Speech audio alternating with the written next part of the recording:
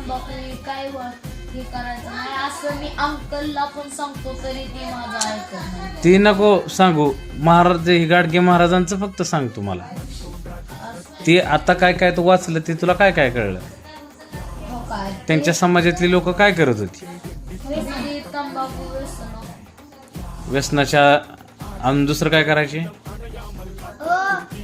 कर्ज ती फिटवायचे नाही, कर्ज करायचे. करायची.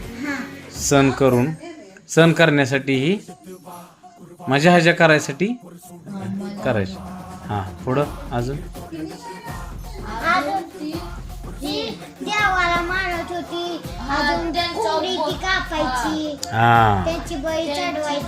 चढवायची. कोंबडी. अजून काय? ती बिडी वाढल्यामुळं त्यांच्याकडं ती दवाखान्याला पैसे राहत नव्हतं म्हणून ती रोगराई व्हायची. रोगराई व्हायची म्हणून ती असं देवाला ही बोकडेही कापायची आणि हे ते त्यांना आवडत नसायचं. ते त्यांना आवडत नव्हतं म्हणून त्यांना असं ठरवलं की मी असं ते- कष्ट मी करीन. असं कष्ट करेन की त्यांना असं बनवेन हम्म. मी न बोलताही त्यांना कळन मी काय मी बोलणार. काय बनणार आहे. ते कळलं. कसं कळलं? तेवढं कष्ट केल्यावर. हा पुनमाची आणि ते कोणाचं ऐकत होता? कोण ती गाडगे महाराज कोणाचे ऐकत होता? आईचं कसं काय काय ऐकत होतं? मनाचं ऐकत होतं, पण त्यात लिहिलंय की काय ऐकत होतं ते? आईचं काय ऐकत होतं? हा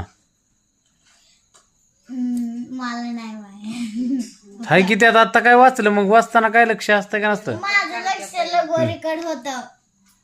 हम्म. अरे आई त्याच्यासाठी काबड कष्ट करत होती, राबत होती, त्याच्यामुळं ते ऐकत होतं आईचं. पण आपलं कोणच ऐकत नाही. पण आपण इतकं कष्ट करणार की नाही काय सांगत होती तर नाही. हाय की तिथं बघ ना, परत वाच. तिथं बघ, तिथं बघ. कुठं आपण एवढं जीव तोडून सांगतो पण ते ऐकत नाही आपलं कोणी. लोकांच्या भल्यासाठी जीव तोडून राबणाऱ्या डेबूला काय एक वेगळाच अनुभव आला. 4 चांगल्या गोष्टी सांगितल्या तरी आपले कोणी ऐकत नाही. आपल्या शब्दाला वजन नाही.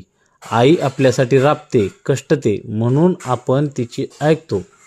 गाडगे महाराजांनी मनाशी ठरवले की मी इतके कष्ट करीन की मी न बोलताही लोक माझे ऐकतील. त्यांच्या